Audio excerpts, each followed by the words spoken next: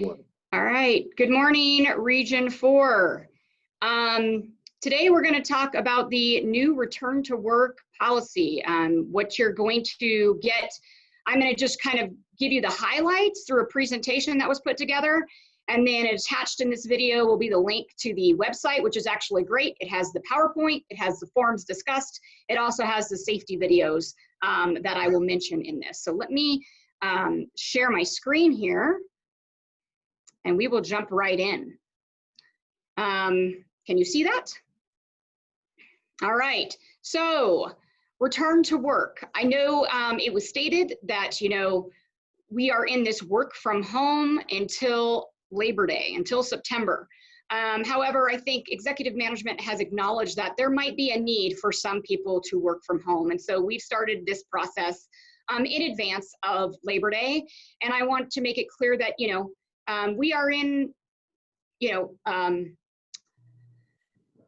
we are constantly adapting to the changed environment. And so, we need to continue to remain flexible and nimble, and we will adapt to things that change. So, come Labor Day, I can guarantee it'll be discussed again. And, we may continue to work from home, or maybe something looks a little bit different. But in the meantime, here's a process for us on how some of us, if we feel the need to return to work, we have an avenue to do so.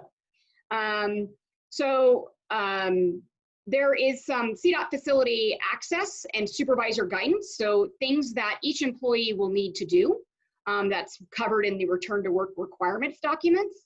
There's some return to work videos that we ask everyone watch before they return to work.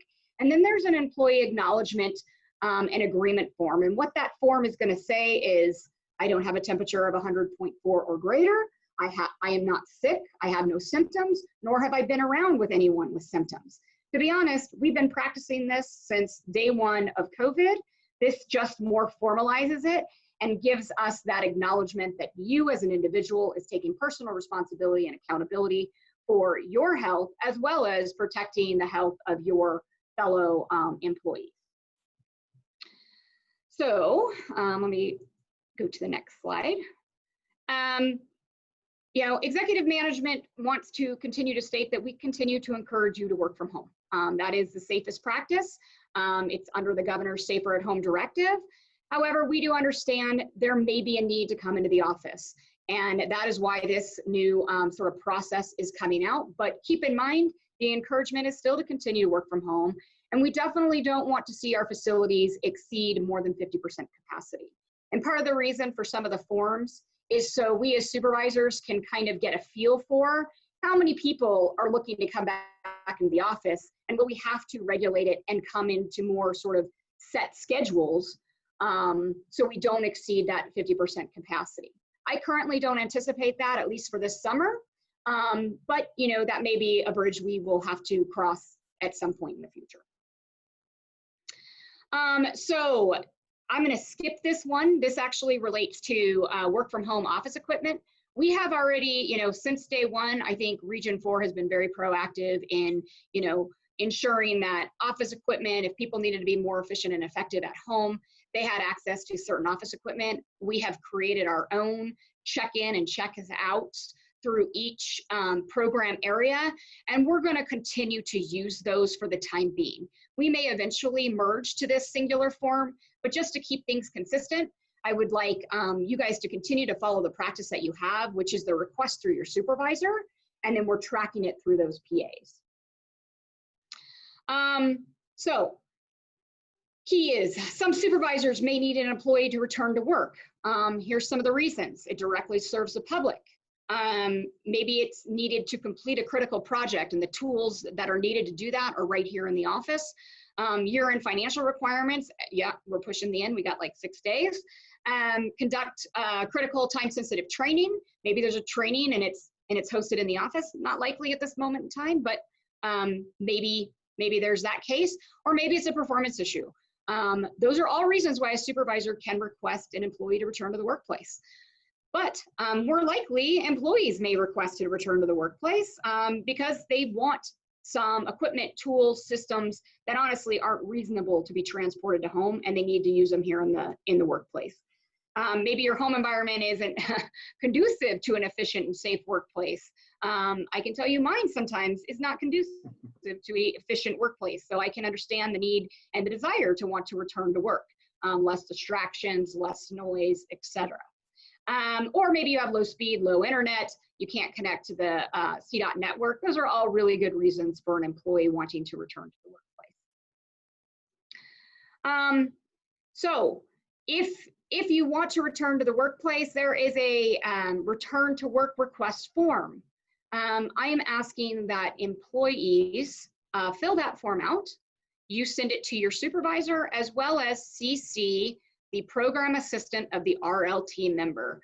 That way your supervisor knows what your intentions are if you're wanting to return to work, as well as the regional leadership team can sort of funnel and organize by program area how many individuals are returning to work. We're gonna have those PAs organize that. That just helps us know, are we reaching a 50% capacity issue? Again, I don't think that's likely at this moment in time, but eventually it could be a concern. There are some requirements documents. You're going to see those requirements documents come through the link in the website. I'm going to jump to the next slide, which actually talks about that. Actually, there's safety videos. They tell you about best practices.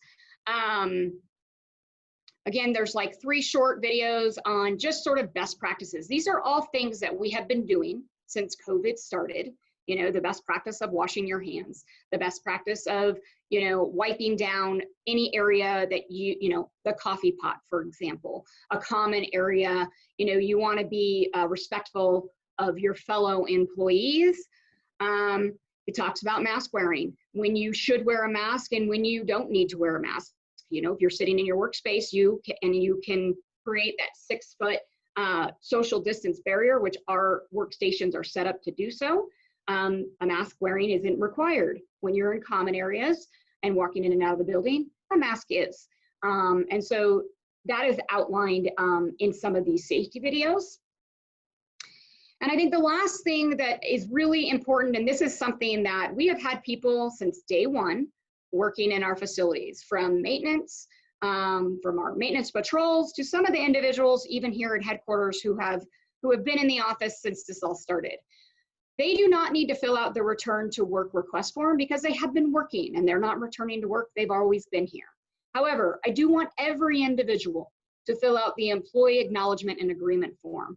And what that does is that says, you know, there should be no surprises in what that employee acknowledgement form is, but it's basically saying, I certify that if I am coming into the office, so when I badge into my workplace, I have not been sick, I don't have a fever of 100.4 or greater, and I haven't been around anyone with COVID-like symptoms. And by you badging in, you're acknowledging that every single day you come into the office. And this just helps us, you know, be accountable to ourselves, accountable to one another. And I am requesting that all individuals fill out this form. If you are one of those individuals who are like, I haven't come back to the office, I don't intend to come back to the office, then you probably don't need to go fill out this form right away.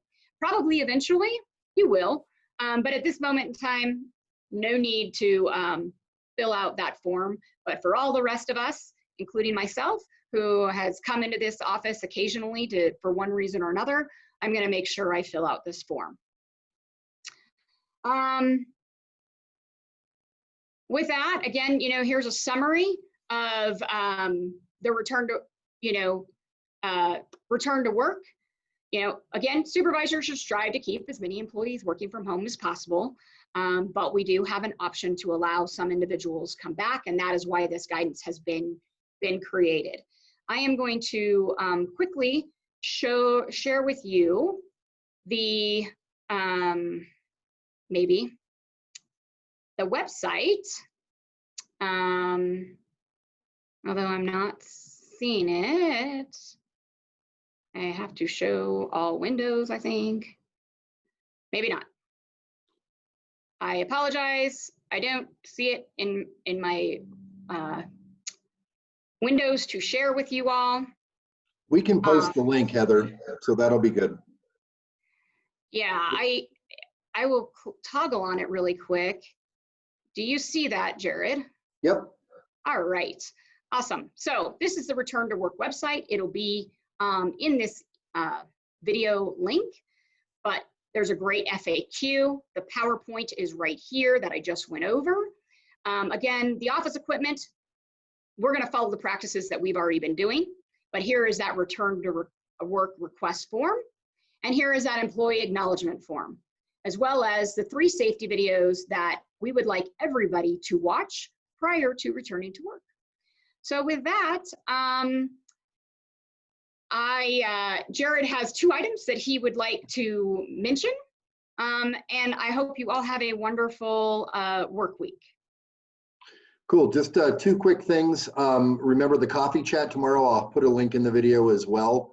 Coffee chat at 10 o'clock, we'll be talking about desserts, I believe, which is always yummy. And the other thing, this is more work related.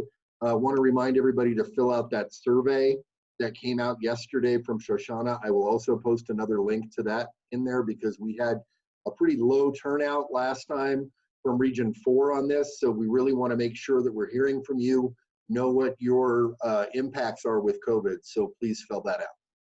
Yes, thank you, Jared, for plugging the survey. It is really important that we hear from all of you. I know surveys aren't always the best way to get information, but they are the fastest way for us to touch 3,000 employees.